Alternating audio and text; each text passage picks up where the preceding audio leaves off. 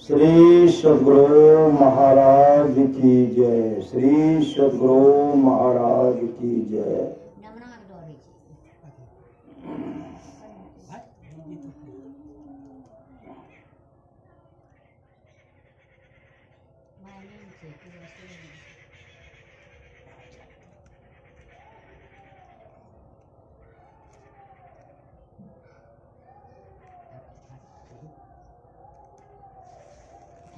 भगवान के रहने का 5 स्थान। भगवान कहाँ कहाँ रहते हैं? भगवान के रहने का 5 स्थान है। व्यास जी बोले, शिष्यगण, मैं तुम लोगों को 5 धर्मों के आख्यान सुनाऊंगा। उन 5 में से एक का भी अनुष्ठान करके मनुष्य से स्वर्ग तथा मोक्ष भी पा सकता है। माता पिता की पूजा, पति की सेवा, सबके प्रति समान भाव, मित्रों से द्रोह न करना और भगवान श्री विष्णु का भजन करना, ये 5 महायज्ञ हैं। ब्राह्मणों पहले माता पिता की पूजा करके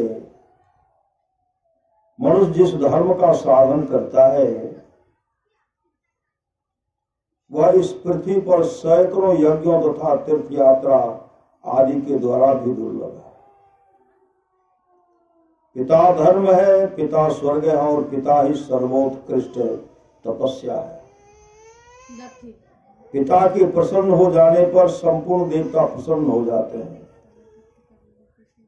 जिसकी सेवा और सद्गुणों से पिता माता संतुष्ट रहते हैं, उस पुत्र को प्रतिदिन गंगा स्नान फल मिलता है।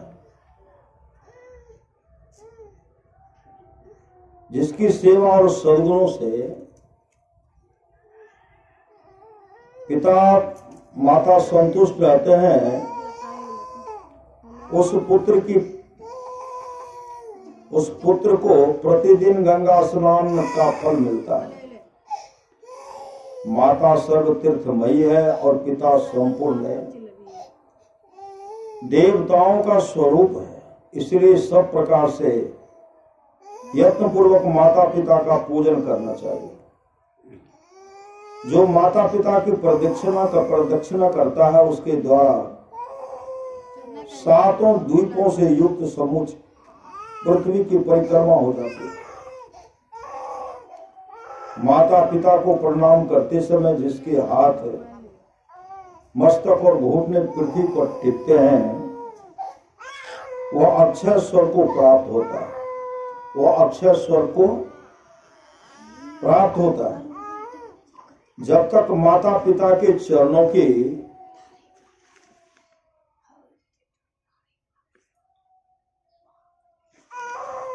की रज पुत्र के मस्तक और शरीर में लगती रहती है, तभी तक वह शुद्ध रहता है। जो पुत्र माता पिता के चरण कमलों का जल पीता है, उसके करोड़ों जन्मों के पाप नष्ट हो जाते हैं। वह मनुष्य संसार में धन्य है जो नीच पुरुष माता पिता की आज्ञा का उल्लंघन करता है। वह मनुष्य संसार में धन्य है। वह मनुष्य संसार में धन्य है। जो नीच पुरुष माता पिता की आज्ञा का अवहेलना करता है, वह महाप्रलय पर्यंत नरक में निवास करता है। जो रोगी, वृद्ध, जीविका से रहित, अंधे और बहरे पिता को त्याग कर चला जाता है, वह रौरव नरक में पड़ता है। इतना ही नहीं, उसे अंत्यज्यों, मलेच्छों और चंडालों की योनि में जन्म लेना पड़ता है। माता पिता का पालन पोषण करने से समस्त पुण्यों का नाश हो जाता है। माता पिता का पालन पोषण न करने से, जो माता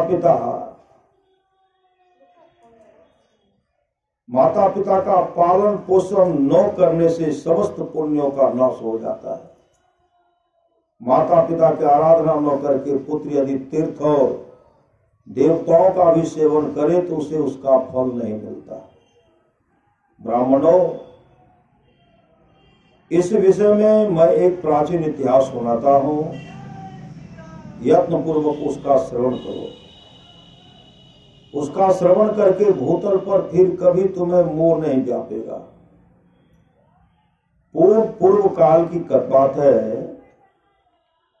नरोत्तम नाम से प्रसिद्ध एक ब्राह्मण था। वो अपने माता पिता का अनादर करके तीर्थ सेवन के लिए चल दिया।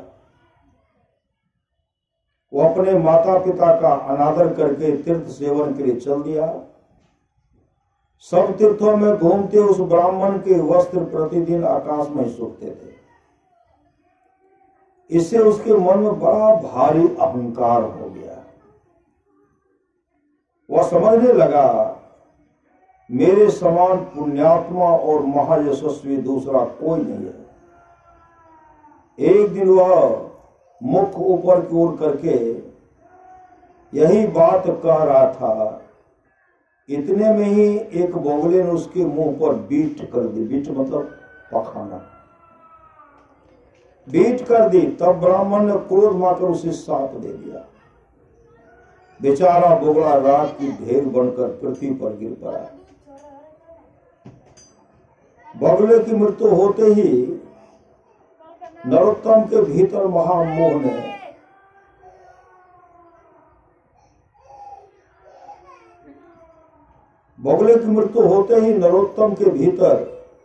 महामोह ने प्रवेश किया। उसी पाप से ब्राह्मण का वस्त्र आकाश में नहीं ठहरता था।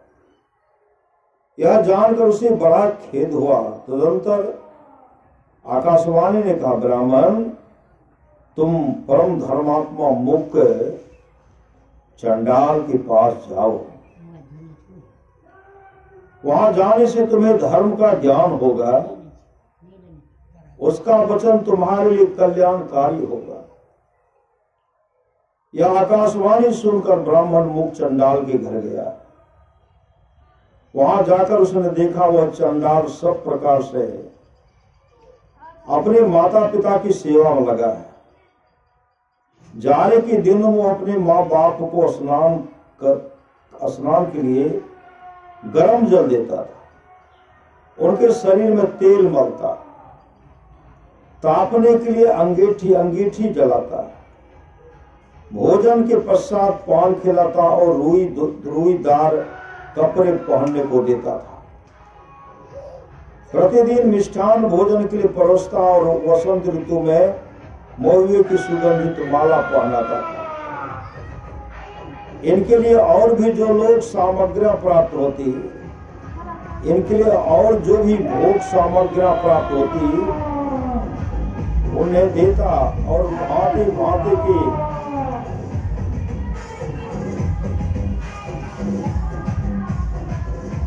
भांति भांति की आवश्यकताएं पूर्ण किया करता था।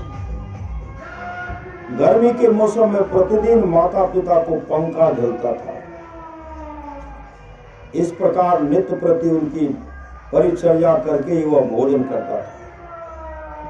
माता पिता की थकावट और कष्ट का निवारण करना उसका सदा का नियम था।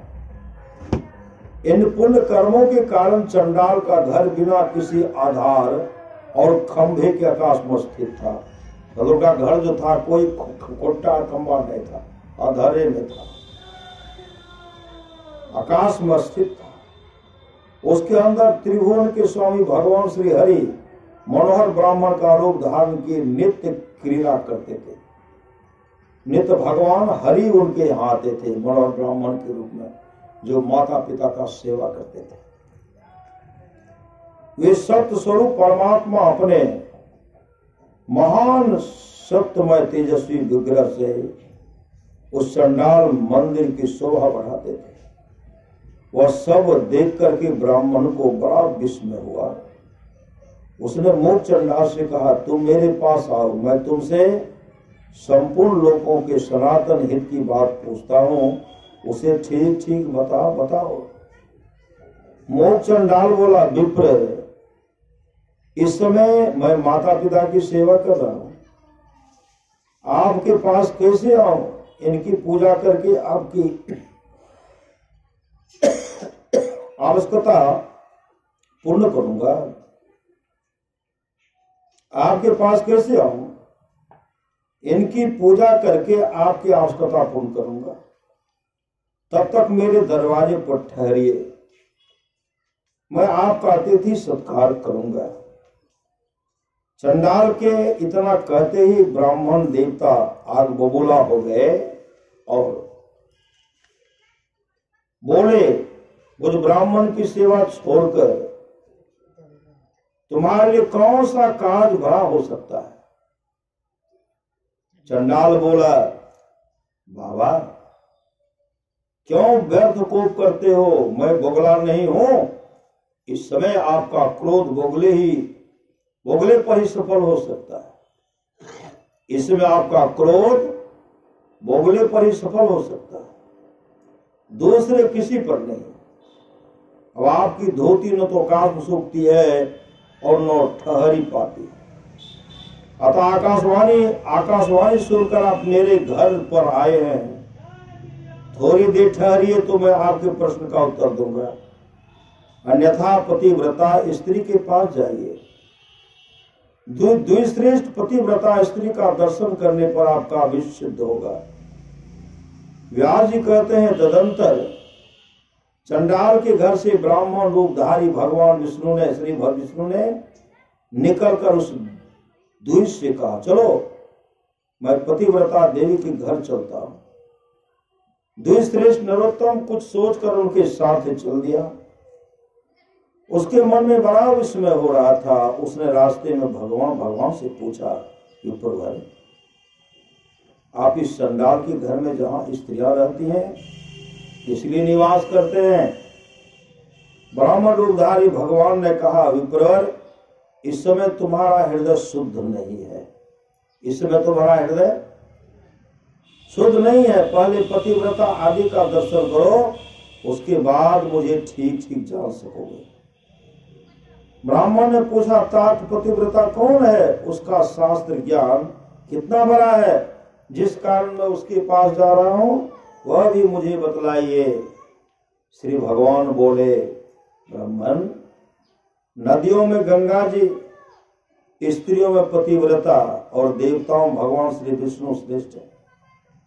जो पतिव्रता नारी प्रतिदिन अपने पति के हित साधन में लगी रहती है, वह अपने पितृकुल और पति कुल दोनों कुलों की 100 पीढ़ियों का उद्धार कर देती है।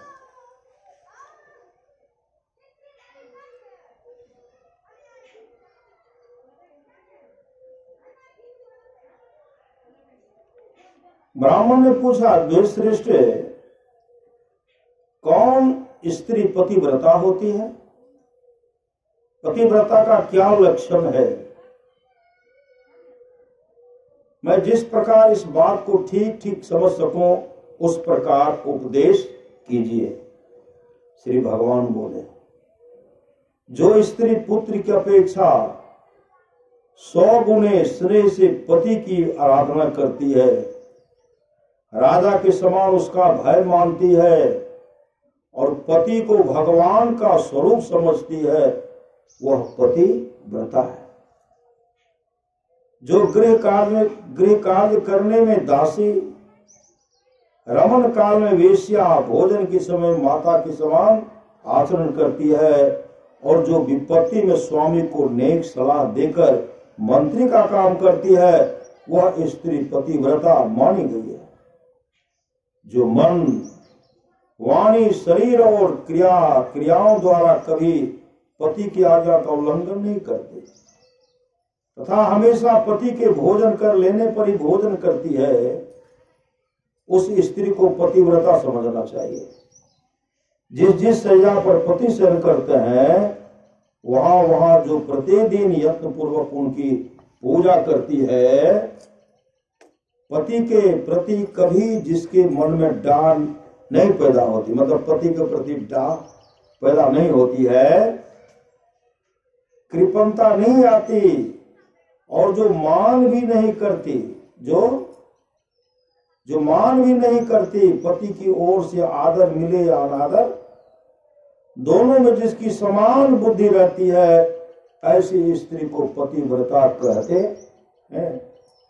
जो साध्वी स्त्री सुंदर वेशधारी पर पुरुष को देखकर उसे भ्राता पिता अथवा पुत्र मानती है, वह भी पतिव्रता है। द्विश्रेष्ठ, तुम उस पतिव्रता के पास जाओ और उसे अपना मनोरथ कह सुनाओ, उसका नाम शुभा है। उसका नाम क्या है?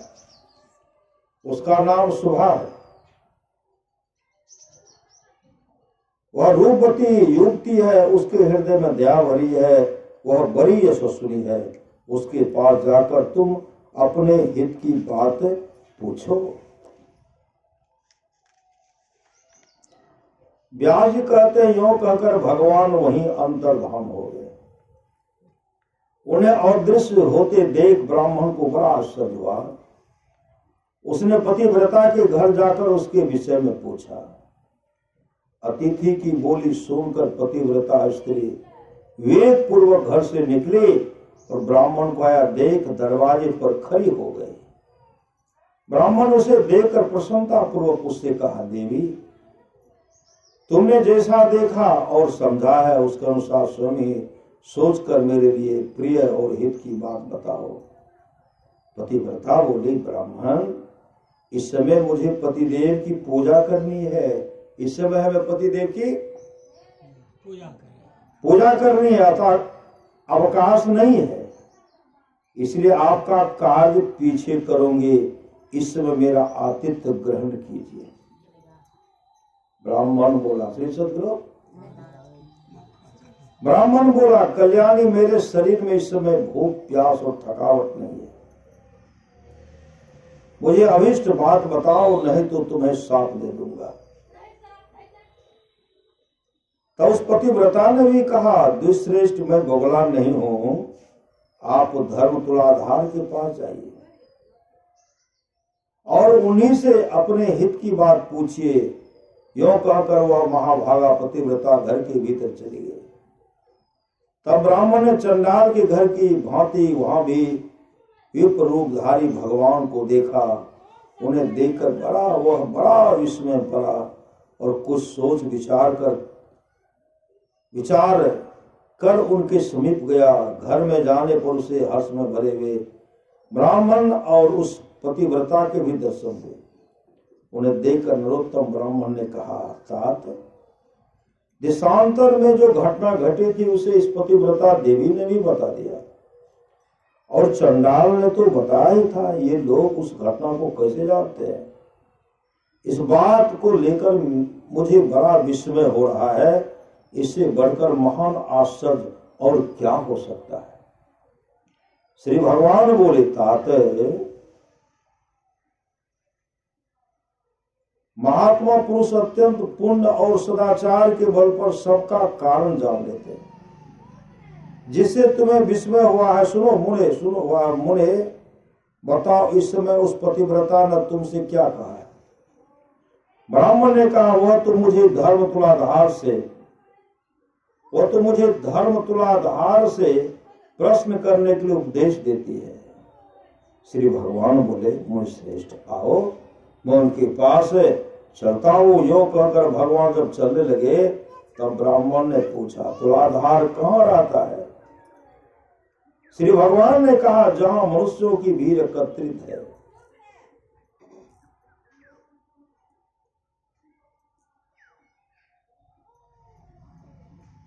श्री भगवान ने कहा, जहां मनुष्यों की भीड़ एकत्रित है और नाना प्रकार के द्रव्यों की बिक्री हो रही है, उस बाजार में तुलाधार वैश्य इधर उधर क्रय विक्रय करता है।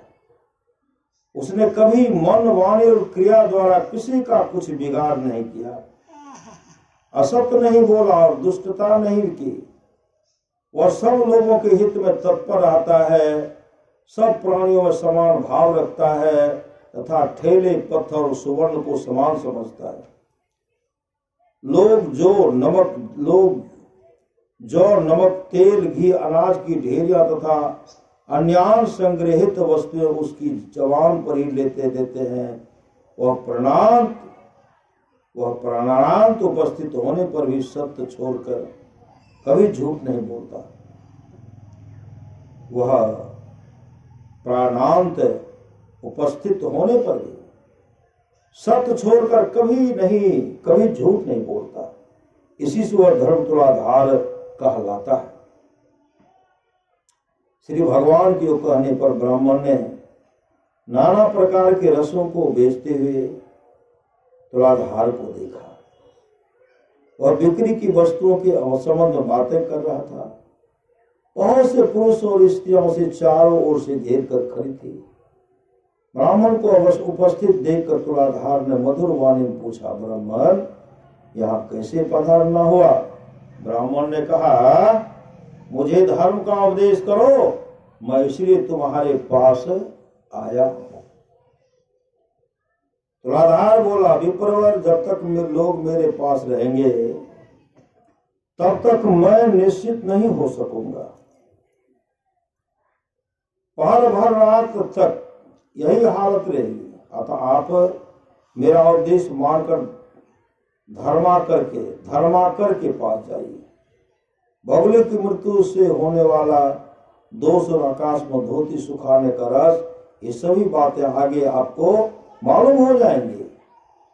धर्माकर का नाम अद्रोहक है, वे बड़े सज्जन हैं, उनके पास जाइए, वहां उनके उपदेश से आपकी कामना सफल होगी। यों कहकर तुलाधार खरीद बिक्री में लग गया। नरोत्तम ने विप्र रूपधारी भगवान से पूछा, तात अब मैं तुलाधार के कथनानुसार सज्जन और द्रोह के पास जाऊंगा, परंतु मैं उनका घर नहीं जानता। श्री भगवान बोले, चलो मैं तुम्हारे साथ उनके घर चलूंगा। तदंतर मार्ग में जाते हुए भगवान से ब्राह्मण ने पूछा, तात तुलाधार न तो देवताओं का एवं ऋषियों का और न पितरों का ही तर्पण करता है, फिर देशांतर में संघटित हुए मेरे वृत्तांत को यह कैसे जानता है? इससे मुझे बड़ा विस्मय हो रहा है, आप इसका सब कारण बताइए। श्री भगवान बोले, ब्राह्मण, उसने सत्य और तपस्या समता से तीनों लोगों को जीत लिया है। इसी से उसके ऊपर पितर देवता तथा मुनि भी संतुष्ट रहते हैं।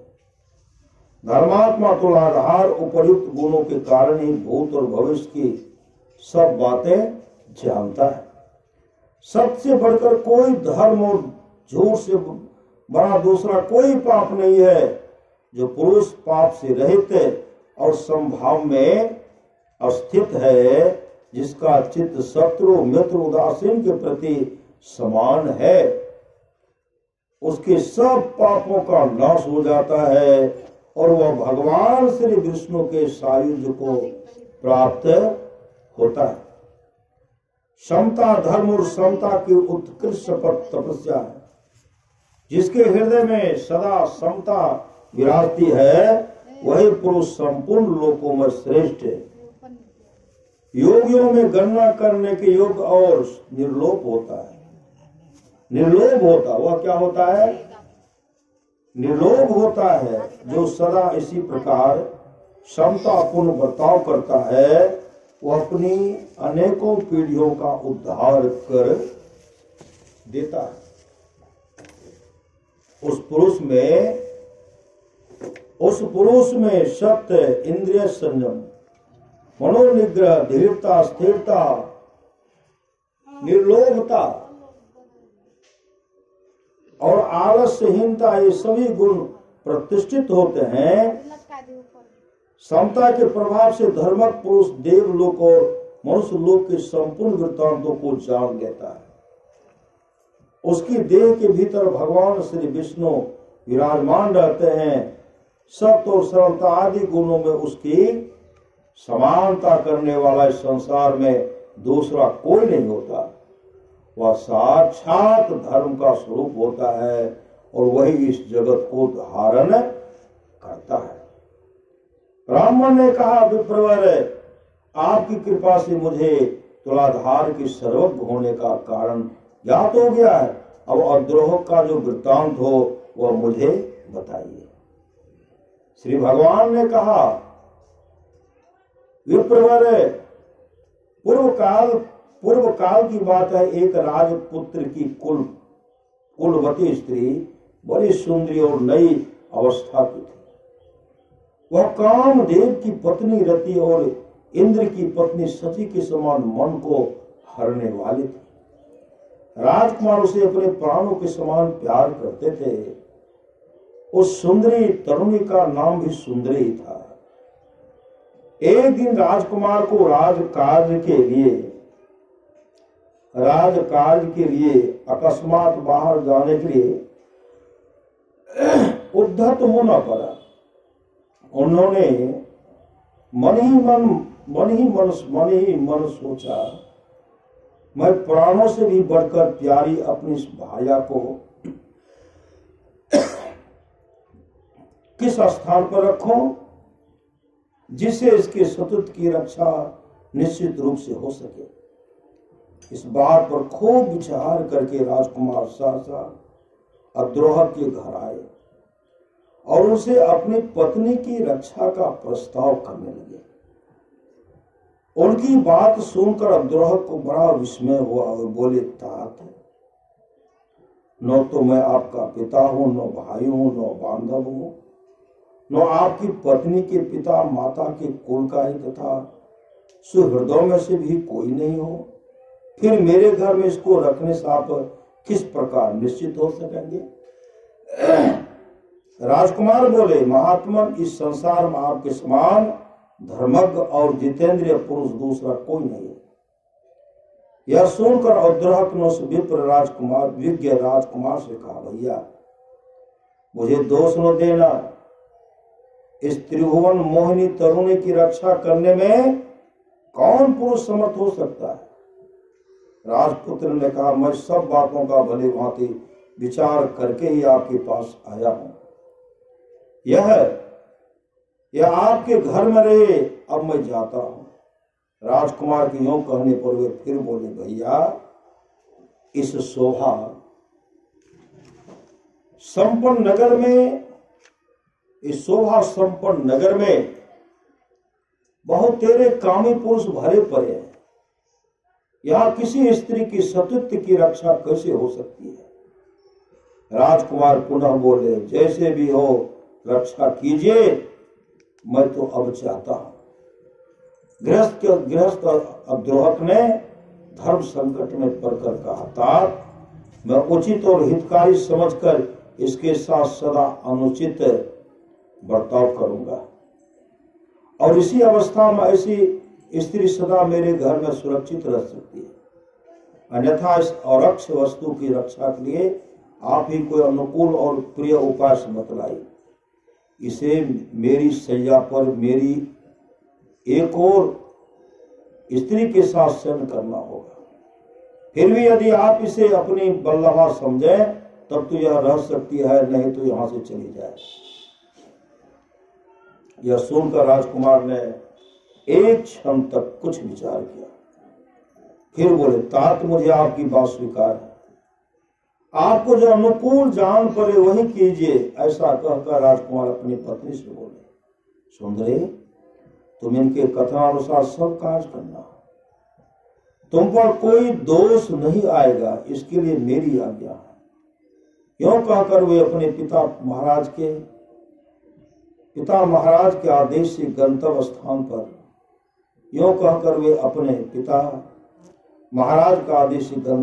पर चले गए। तदंतर रात में अद्रोह ने जैसा कहा था वैसा ही किया। वे धर्मात्मा नित्य प्रति दोनों स्त्रियों के बीच में शयन करते थे। फिर भी वे अपनी और पराय स्त्री के विषय में कभी धर्म से विचलित नहीं होते थे। अपनी स्त्री के स्पर्श से ही उसे कामोपभोग की इच्छा होती थी इधर राजकुमारी की स्त्री का स्तन भी बार बार उनकी पीठ में लग जाते थे, किंतु उसका उनके प्रति वैसे ही भाव होता था जैसे बालक पुत्र का माता के स्तनों के प्रति होता है। वे प्रतिदिन उसके प्रति मातृभाव को ही दृढ़ रखते थे। क्रमशः उनके स्त्री से, उनके हृदय से स्त्री संभोग की इच्छा ही जाती है। इस प्रकार 6 मास व्यतीत होने पर राजकुमारी के पति अद्रोह के घर में आए। उन्होंने लोगों से अद्रोह तथा अपनी स्त्री के बर्ताव के संबंध पूछा। लोगों ने भी अपनी अपनी रुचि के अनुसार उत्तर दिया। कोई राजकुमार के प्रबंध को उत्तम बताते थे, कुछ नौजवान उनकी बात सुनकर आश्चर्य में पड़ जाते थे, और कुछ लोग इस प्रकार उत्तर देते थे, भाई तुमने अपनी स्त्री उसे सौंप दी है और वह उसी के साथ शयन करता है। स्त्री और पुरुष के संसर्ग होने पर दोनों के मन शांत कैसे रह सकते हैं। अद्रोहक ने अपने धर्माचरण के बल से लोगों की कुत्सित चर्चा सुनी, तब उनके मन में लोक निंदा से मुक्त होने का शुभ संकल्प प्रकट हुआ।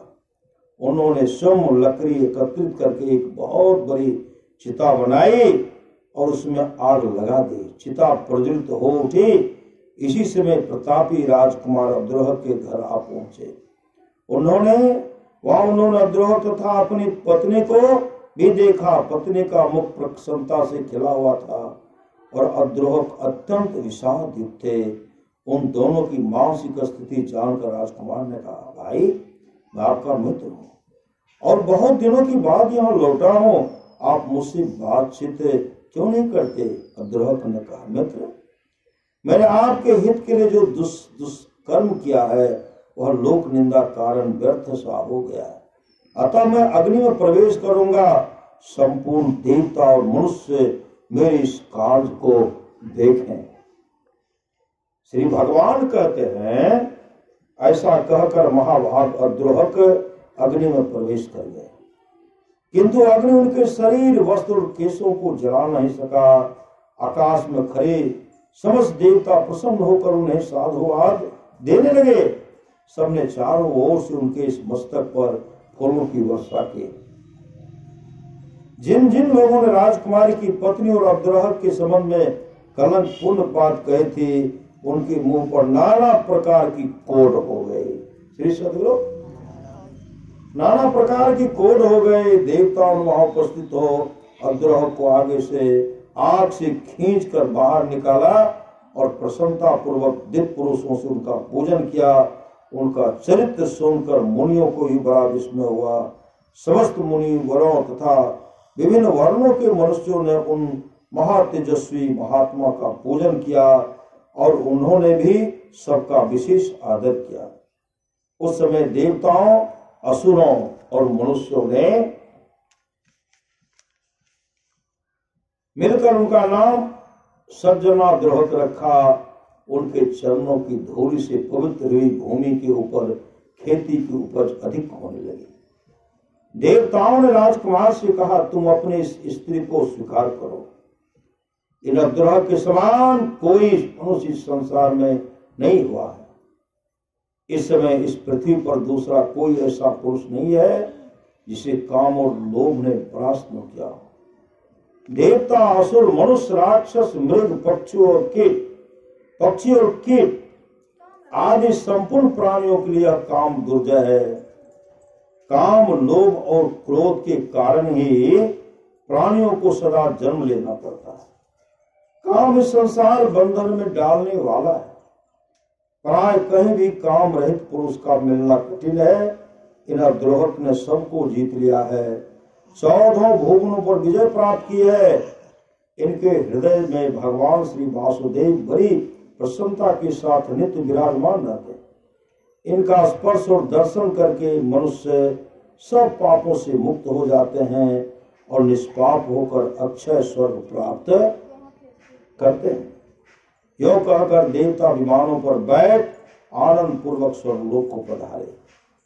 मनुष्य भी संतुष्ट होकर अपने अपने स्थान को चल दिए तथा वे दोनों स्त्री पुरुष भी अपने राजमहल को चले गए। तब से अद्रोहक को दिव्य दृष्टि प्राप्त हो गई। ये देवताओं को भी देखते हैं और तीनों लोगों की बातें अनायास ही जान लेते हैं। व्यास जी कहते तदंतर अद्रोहक की गली में जाकर द्विज ने उनका दर्शन किया।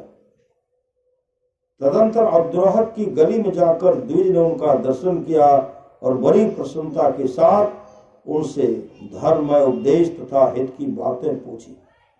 सजना द्रोहक ने कहा, धर्मक ब्राह्मण, आप पुरुषों में श्रेष्ठ वैष्णव के पास जाइए। उनका दर्शन करने से उस समय आपका मनोरथ सफल होगा। बगुले की मृत्यु तथा आकाश में वस्त्र सूखने आदि का कारण आपको विदित हो जाएगा। इसके सिवा आपके हृदय में और भी जो कामनाएं हैं उनकी भी पूर्ति हो जाएगी। यह सुनकर वह ब्राह्मण ने द्विज रूपधारी भगवान के साथ प्रसन्नता पूर्वक वैष्णव के यहाँ आया। वहां पहुंचकर उसने सामने बैठे हुए शुद्ध हृदय वाले एक तेजस्वी पुरुष को देखा, जो समस्त शुद्ध लक्षणों से संपन्न एवं अपने तेज से दीप्यमान थे। धर्मात्मा द्विज ने ध्यान मग्न हरिभक्त से कहा, महात्मन, मैं बहुत दूर से आपके पास आया, मेरे लिए जो कर्तव्य उचित हो उसका उपदेश कीजिए। वैष्णव ने कहा, देवताओं में श्रेष्ठ भगवान श्री विष्णु तुम पर प्रसन्न है।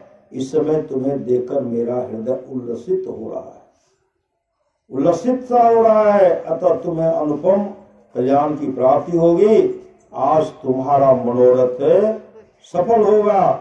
मेरे घर में भगवान श्री विष्णु विराजमान है।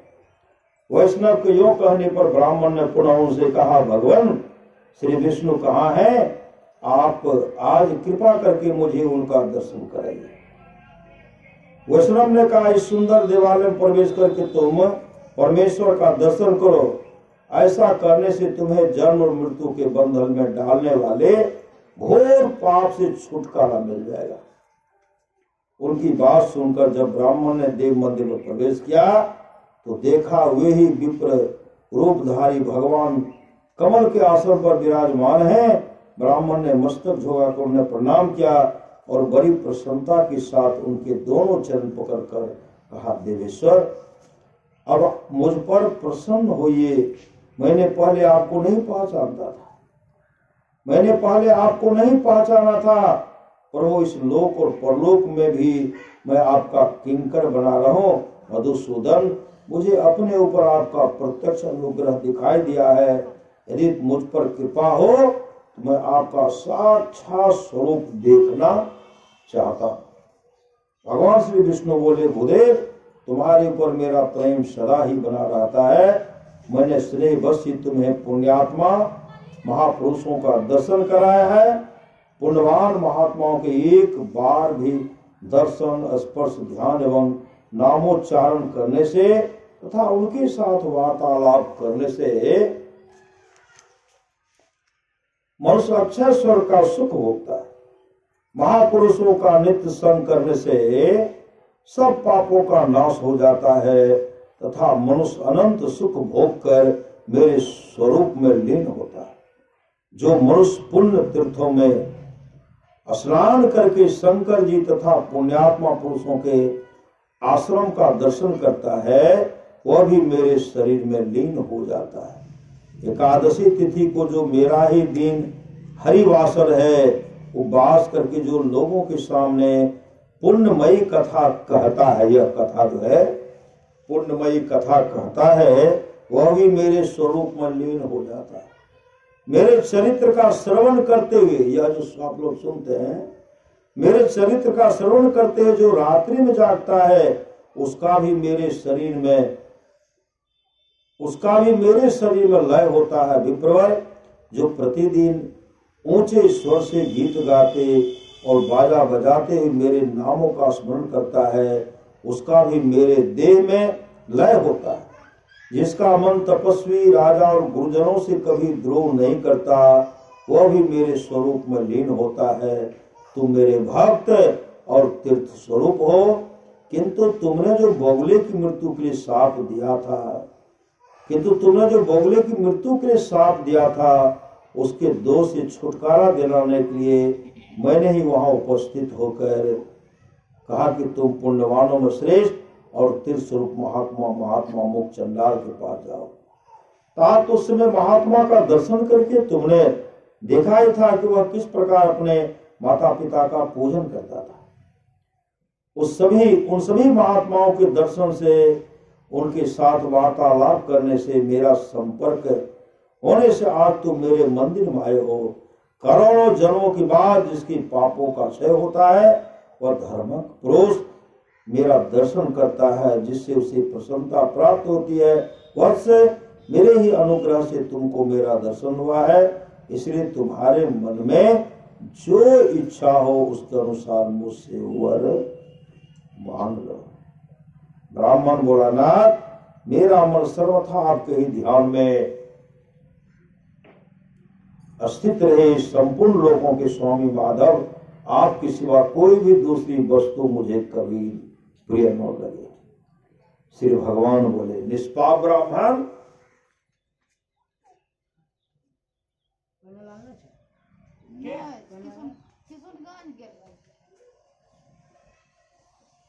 संपूर्ण लोगों के स्वामी माधव, श्री भगवान ने कहा, निष्पाप ब्राह्मण, तुम्हारी बुद्धि में सदा ऐसा है उत्तम विचार जागृत रहता है।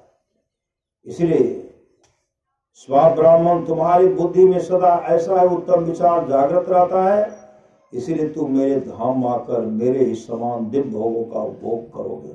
किंतु तुम्हारे माता पिता तुमसे आदर नहीं पा रहे हैं, तुम्हारे माता पिता तुमसे आदर नहीं पा रहे हैं। अतः पहले माता पिता की पूजा करो, इसके बाद मेरे स्वरूप को प्राप्त करोगे। उनके दुखपूर्ण उच्छ्वास और क्रोध से तुम्हारी तपस्या प्रतिदिन नष्ट हो रही है।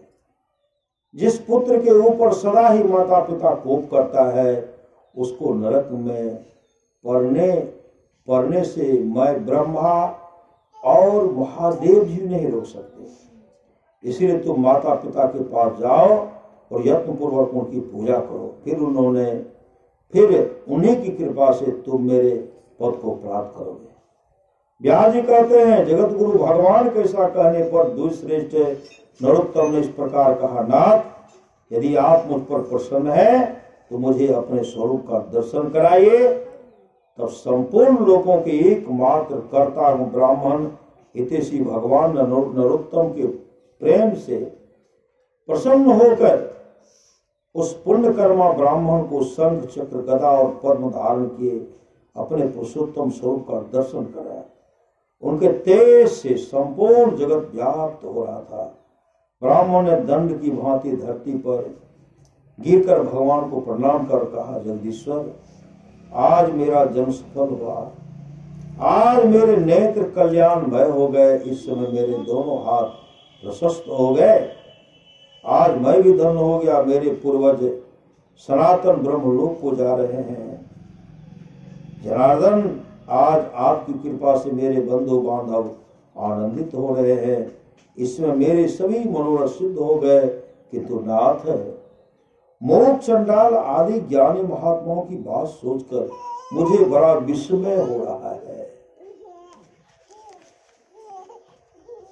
भला वे लोग देशांतर में होने वाले मेरे वृत्तांत को कैसे जानते हैं। मुख चंडाल के घर में आप अत्यंत सुंदर ब्राह्मण का रूप धारण किए विराजमान थे, इसी प्रकार पतिव्रता के घर में भी तुलाधार के यहाँ मित्रा द्रोह के भवन में तथा इन वैष्णव महात्माओं के मंदिर में भी आपका दर्शन हुआ है। इन सब बातों का यथार्थ रहस्य क्या है, मुझ पर अनुग्रह करके बताइए। श्री सद्गुरु श्री भगवान ने कहा, विप्रवर मोह चंडाल सदा अपने माता पिता में भक्ति रखता है। सुभा देवी पतिव्रता है, तुलाधार सत्यवादी है और सब लोगों के प्रति समान भाव रखता है। अद्रोह ने लोभ और काम पर विजय पाई है तथा वैष्णव मेरा अनन्य भक्त है। इन्हीं सद्गुणों के कारण प्रसन्न होकर मैंने इन सब के घर में आनंद सानंद निवास करता। मेरे सास सरस्वती और लक्ष्मी भी इन लोगों के यहाँ मौजूद रहती है। मोक्ष चंडाल त्रिभुवन में सबका कल्याण करने वाला है। चंडाल होने पर भी वह सदाचार में स्थित है, इसलिए देवता उसे ब्राह्मण मानते हैं। पुण्य कर्म द्वारा मोक्ष चंडाल की समानता करने वाला इस संसार में दूसरा कोई नहीं है। वह सदा माता पिता की भक्ति में संलग्न रहता है। उसने अपने इस भक्ति के बल से तीनों लोगों को जीत लिया है। उसकी माता पिता के प्रति भक्ति देखकर मैं बहुत संतुष्ट रहता हूँ और इसीलिए उसके घर के भीतर आकाश में संपूर्ण देवताओं के साथ ब्राह्मण रूप से निवास करता हूँ। इसी कारण मैं उस पतिव्रता के तुलाधार के अद्रोह के और इस वैष्णव के घर में भी सदा निवास करता हूँ। धर्मवत एक मुहूर्त के लिए भी मैं इन लोगों का घर नहीं छोड़ता। जो पुण्यात्मा है वही मेरा प्रतिदिन दर्शन पाते हैं, दूसरे पापी मनुष्य नहीं। तुमने अपने पुण्य के प्रभाव से और मेरे अनुग्रह के कारण मेरा दर्शन किया है। अब मैं क्रमशः उन महात्माओं के सदाचार का वर्णन करूंगा। तुम ध्यान देकर सुनो। ऐसे वर्णनों को सुनकर मनुष्य जन्म मृत्यु के बंधन से सर्वदा मुक्त हो जाता है। देवताओं में भी माता पिता से बढ़कर तीर्थ नहीं है। जिसने माता पिता का आराधना की है वह पुरुषों में श्रेष्ठ है। वह मेरे हृदय में रहता है और मैं उसके हृदय में। हम दोनों में कोई अंतर नहीं रहता। इलोक और परलोक में भी वह मेरे समान पूज्य है। वो अपने समस्त बंधु बांधवों के साथ मेरे रमणीय धाम में पहुंचकर मुझ में ही लीन हो जाता है। माता पिता की आराधना के बल से ही वह नरश्रेष्ठ मोक्ष चंडाल तीनों लोगों की बातें जानता है। इस विषय में तुम्हें विस्मय क्यों हो रहा है? ब्राह्मण ने पूछा, जगदीश्वर, मोर और ज्ञान वश अपने पहले माता पिता का आराधना न करके फिर भले बुरे का ज्ञान होने पर यदि मनुष्य पुनः माता पिता की सेवा करना चाहे उसके लिए क्या कर्तव्य है? श्री भगवान बोले, विप्र, 1 वर्ष, 1 मास, 1 पक्ष, 1 सप्ताह, 1 दिन भी जिसने माता पिता की भक्ति की है वह मेरे धाम को प्राप्त होता, वह मेरे धाम को प्राप्त होता है। तथा जो उनके मन को कष्ट पहुंचाता, माता पिता के मन को जो कष्ट पहुंचाता तथा जो उनके मन को कष्ट पहुंचाता है, श्री सद्गुरु, कष्ट पहुंचाता है, वह अवश्य नरक में पड़ता है। श्री सद्गुरु, जो माता पिता को कष्ट पहुंचाएगा न वह अवश्य कष्ट में पड़ता है।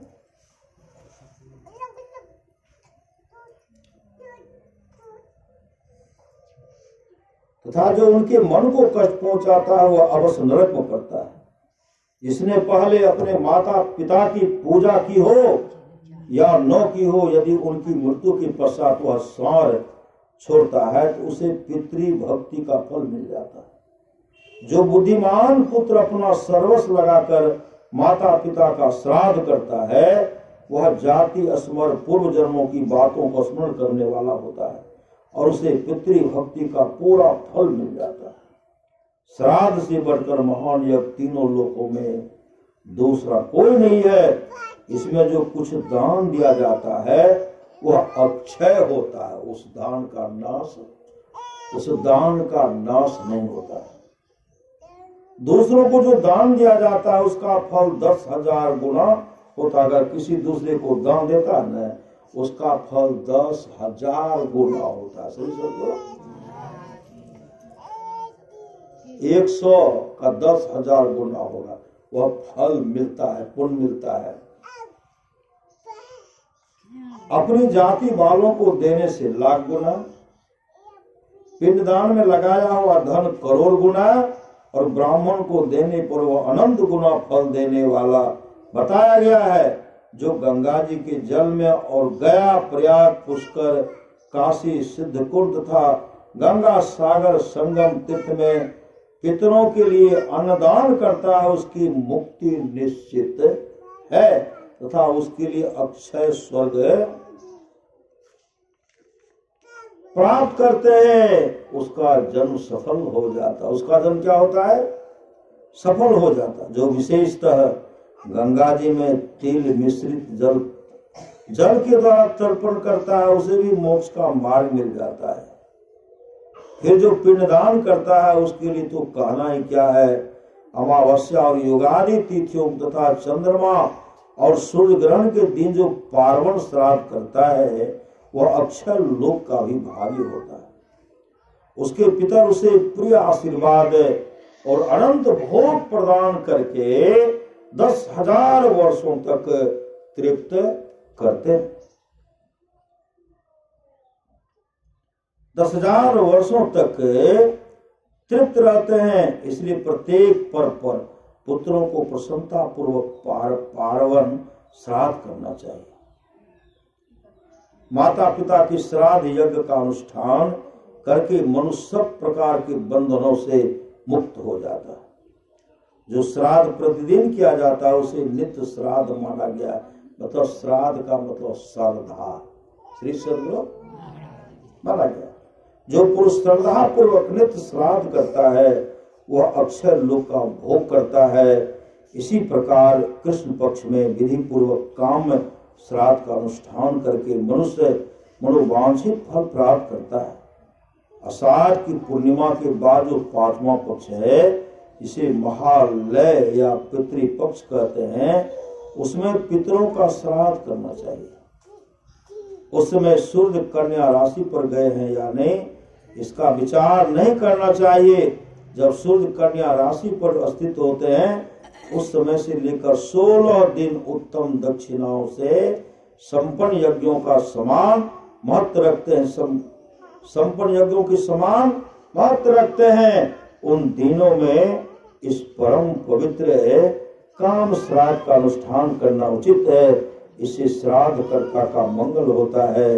यदि इस समय श्राद्ध न हो सके तो जब सूर्य तुला राशि पर स्थित हो उसी समय कृष्ण पक्ष आदि में उक्त श्राद्ध करना उचित है। चंद्र ग्रहण के समय सभी दान भूमि दान के समान होते हैं। चंद्र ग्रहण में होता है दान करते हैं ना, श्री सद्गुरु आते हैं दियो लेते हैं ना, लोग जो देते हैं दान करते हैं। चंद्र ग्रहण के समान सभी दान भूमि दान के समान होते हैं। सभी ब्राह्मण व्यास के समान माने जाते हैं और समस्त जल गंगा जल के तुल्य हो जाता है। चंद्रग्रहण में दिया हुआ दान और समय की अपेक्षा लाख गुना तथा सूर्य ग्रहण का 10 लाख गुना अधिक फल देने वाला बताया गया है।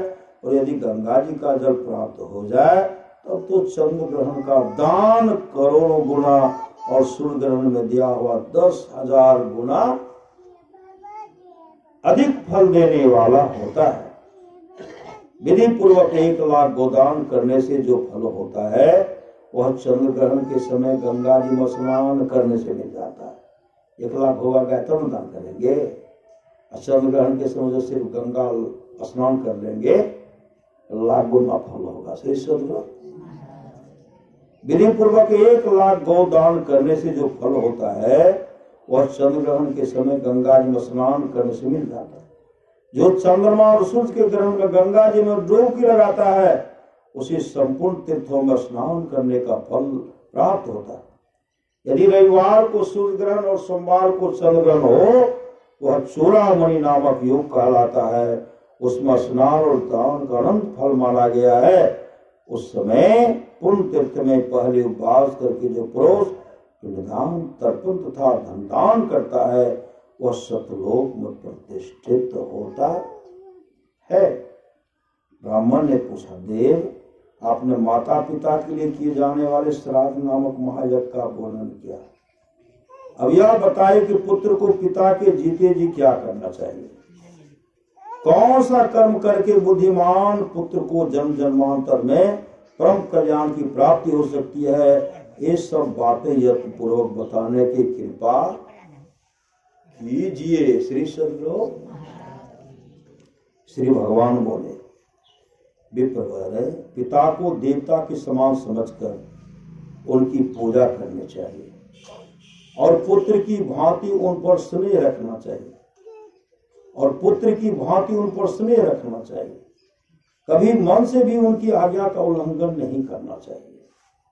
जो पुत्र रोगी पिता की भली भांति परिचर्चा करता है उसे अक्षय स्वर की प्राप्ति होती है और वह सदा देवताओं द्वारा पूजित होता है। पिता जब मरणासन होकर मृत्यु के लक्षण देख रहे हों उस समय भी उनका पूजन करके पुत्र देवताओं के समान हो जाता है। पिता की सद्गति के निमित्त विधि पूर्वक उपवास करने से जो लाभ होता है अब उसका वर्णन करता सुनो। 1000 अश्वमेध और 100 राष्ट्र यज्ञ करने से जो पुण्य होता है वही पुण्य पिता के निमित्त उपवास करने से प्राप्त होता है। वही उपवास यदि तीर्थ में किया जाए तो उन दोनों यज्ञों से करोड़ों करोड़ गुना अधिक फल मिलता है। जिस श्रेष्ठ पुरुष के प्राण गंगा जी के जल में छूटते हैं वह पुनः माता के दूध का पान नहीं करता, परम मुक्त हो जाता है। जो अपने इच्छानुसार काशी में रहकर प्राण त्यागता है वह मनोवांछित फल भोग कर मेरे स्वरूप में लीन हो जाता है। योग युक्त नैष्ठिक ब्रह्मचारी मुनियों को जिस गति की प्राप्ति होती है वही गति ब्रह्मपुत्र नदी की 7 धाराओं में प्राण त्याग करने वाले को मिलती है। विशेषतः अंतकाल में जो सोन नदी के उत्तर तट का आश्रय लेकर विधि पूर्वक प्राण त्याग करता है वह मेरी समानता को प्राप्त होता है। जिस मनुष्य की मृत्यु घर के भीतर होती है उस घर के छप्पर में जितनी गांठें बंधी रहती हैं उतने ही बंधन उसके शरीर में भी बंध जाते हैं। एक एक वर्ष के बाद उसका एक एक बंधन खोलता है। सदगुरु पुत्र और भाई बंधु देखते रह जाते हैं, किसी के द्वारा उसे उस बंधन से छुटकारा नहीं मिलता। पर्वत जंगल दुर्गम भूमि या जल रहित स्थान प्राण त्याग करने वाला मनुष्य दुर्गति को प्राप्त होता है। पर्वत जंगल दुर्गम भूमि या जल रहित स्थान में प्राण त्याग करने वाला मनुष्य दुर्गति को प्राप्त होता है। उसे कीड़े आदि की योनि में जन्म लेना पड़ता है। जिस मरे हुए व्यक्ति के शव का दाह संस्कार मृत्यु के दूसरे दिन होता है वह 60,000 वर्षों तक कुंभीपाक नरक में पड़ा रहता। जब ऐसे छूटले कैल दाह संस्कार थे वह उसका 60,000 वर्ष नरक में पड़ा, कुंभीपाक नरक पड़ा रहता है। वो 60,000 वर्षों तक कुंभीपाक नरक में पड़ा रहता। बहुत आदमी निकल के आए कैल जली हो 60,000 वर्षों तक कुंभीपाक नरक में पड़ता। इसे शरीर छोटा पट दाह संस्कार कर दीजिए, दिन छोटा वो दिन कर दीजिए। जो मनुष्य अस्पृश्य का स्पर्श करके या पतितावस्था में प्राण त्याग करता वह चीर काल तक नरक में निवास करके मलेच्छ योनि में जन्म लेता है। पुण्य से अथवा पुण्य कर्मों का अनुष्ठान करने से मर्तलोक निवासी सब मनुष्यों की मृत्यु के समय जैसी बुद्धि होती है वैसी ही गति उन्हें प्राप्त होती है। तब महापुरुष कहते हैं मरना भला विदेश में जहां न अपना कोई, माटी खाए जनावरा मुक्ति प्राप्त हो। ऋषि मुनि को पहले जंगले में छोड़ देते थे, सब उनके मांस को गीदड़ सब सियार सब कुत्ता सब नोच नोच करके पक्षी सब नोच नोच करके खा जाते थे। पिता के मरने पर जो बलवान पुत्र उनके शरीर को कंधे पर ढोता है उसे पग पग पर अश्वमेध यज्ञ का फल प्राप्त होता है। पिता से छूट के पुत्र का कंधा पर लड़के पग पग पर अश्वमेध यज्ञ के फल मिले। पुत्र को चाहिए कि वह पिता के शव को चिता पर रखकर विधि पूर्वक मंत्रोच्चारण करते हुए पहले उसके मुख में आग दे, उसके बाद संपूर्ण शरीर का दाह करे। उस समय इस प्रकार के जो लोग मोह से युक्त था, पाप पुण्य से आच्छादित थे, उन पिताजी के शव का इसके संपूर्ण अंगों का मैं दाह करता हूं, वे दिव्यलोक में जाएं। इस प्रकार दाह करके पुत्र अस्थि संचय के लिए कुछ दिन प्रतीक्षा में व्यतीत करे, फिर यथासमय अस्थि संचय करके 10वां दिन आने पर स्नान कर गीले वस्त्र का परित्याग कर दे। फिर विद्वान पुरुष 11वें दिन एकादशा श्राद्ध करे और प्रेत के शरीर की पुष्टि के लिए एक ब्राह्मण को भोजन कराए। उस समय वस्त्र पीढ़ा और चरण पादुका आदि वस्तुओं का विधि पूर्वक दान करे। पीढ़ी सब में होता है, चरण पादुका आदि वस्तु का दान करे। दशा के चौथे दिन किया जाने वाला चतुर्था 3 पक्ष के बाद किए जाने वाला श्री सदगुरु त्रिपाक्षिक अथवा श्राद्ध मासिक 6 मास के भीतर होने वाला उन शाम मासिक तथा श्री सदगुरु वर्ष के भीतर किया जाने वाला उनाब्दिक श्राद्ध और इनके अतिरिक्त 12 महीने के 12 श्राद्ध 16 कुल 16 श्राद्ध मानेगा श्री सदगुरु।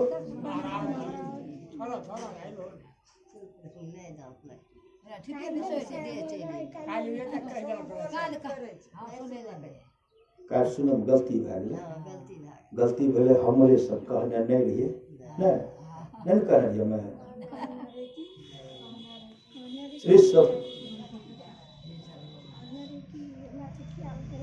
जिसके लिए 16 श्राद्ध यथाशक्ति श्रद्धा पूर्वक नहीं किए जाते उसका पिशाचत्व अस्थिर हो जाता। अन्यान सैकड़ों श्राद्ध करने पर भी प्रेत योनि उसका उद्धार नहीं होता। 1 वर्ष व्यतीत होने पर विद्वान पुरुष पार्वन श्राद्ध की विधि से संपिंडीकरण नामक श्राद्ध करे। श्री सदगुरु जो डेली माता पिता का सेवा करेंगे ना, सदगुरु का सेवा करेंगे, सब पुण्य मिल जाएगा। श्री सदगुरु सब पुण्य मिल जाएगा। सत्संग नित और ध्यान नित करेंगे, सब पाप कटेगा। ब्राह्मण ने पूछा, केशव तपस्वी वनवासी और गृहस्थ ब्राह्मण यदि धन से हीन हो उसका पितृ काज कैसे हो सकता? की करके बापने से कराने से सत्संग करे। श्री सदगुरु सत्संग करते, बढ़िया ध्यान भजन करते।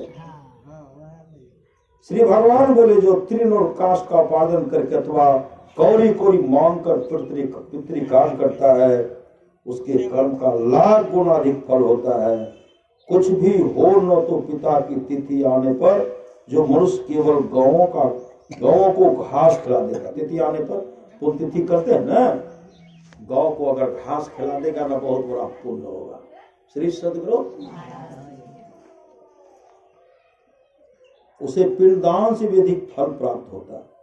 पूर्व काल की बात है, विराट देश में एक अत्यंत दीन मनुष्य रहता था। एक दिन पिता की तिथि आने पर वह बहुत रोया, रोने का कारण यह था उसके पास श्राद्धोपयोगी सभी वस्तुओं का अभाव था, कुछ नहीं था। बहुत देर तक रोने के पश्चात उसने किसी विद्वान ब्राह्मण से पूछा, ब्राह्मण आज मेरे पिता की तिथि है किंतु मेरे पास धन के नाम पर कौड़ी भी नहीं है, लेकिन पिता की तिथि है। पुण्यतिथि करते हैं ना, पुण्यतिथि का अवसर पर भी सत्संग कराना चाहिए, बहुत बड़ा लाभ होता है। ब्राह्मण आज मेरे पिता की तिथि है किंतु मेरे पास धन के नाम पर कौड़ी भी नहीं है, ऐसी दशा में क्या करने से मेरा हित होगा? आप मुझे ऐसा उपदेश दीजिए जिससे मैं इस धर्म में अस्थित रह सकूं। विद्वान ब्राह्मण ने कहा, तात इस समय कुतप नामक मुहूर्त बीत रहा है, तुम शीघ्र ही वन में जाओ और पितरों को उद्देश्य से घास लाकर गौ को खिला दो। श्री सदगुरु, गौ को खिला दो। तदंतर ब्राह्मण को उपदेश हुआ, वन में गया और घास का बोझा लेकर बड़े हर्ष के साथ पिता की तृप्ति के लिए उसे गौ को खिला दिया। इस पुण्य के प्रभाव से वह देवलोक को चला गया। उनके पिता कहां चले गए? देवलोक को चला गया। पितृयज्ञ से बढ़कर दूसरा कोई धर्म नहीं है, इसलिए पूर्ण प्रयत्न करके अपनी शक्ति के अनुसार मातृसंग भाव का त्याग करके श्राद्ध करना चाहिए। जो मनुष्य लोगों के सामने से धर्म संतान धर्म का लोगों के सामने इस धर्म संतान धर्म का विस्तार करने वाले अध्याय का पाठ करता है, उसे प्रत्येक लोक में गंगा जी के जन्म स्नान करने का फल प्राप्त होता है। ये पाठ करे छे, प्रत्येक लोक में गंगा जल स्नान करने का उसे फल प्राप्त होता है। जिसने प्रत्येक जन्म में महापातकों का संग्रह किया हो, उसका ये वह सारा संग्रह इस अध्याय का एक बार पाठ करने या श्रवण करने पर नष्ट हो जाता। जो सुनते, जो कहते, श्रवण करने पर नष्ट हो जाता है। श्री सद्गुरु महाराज की जय।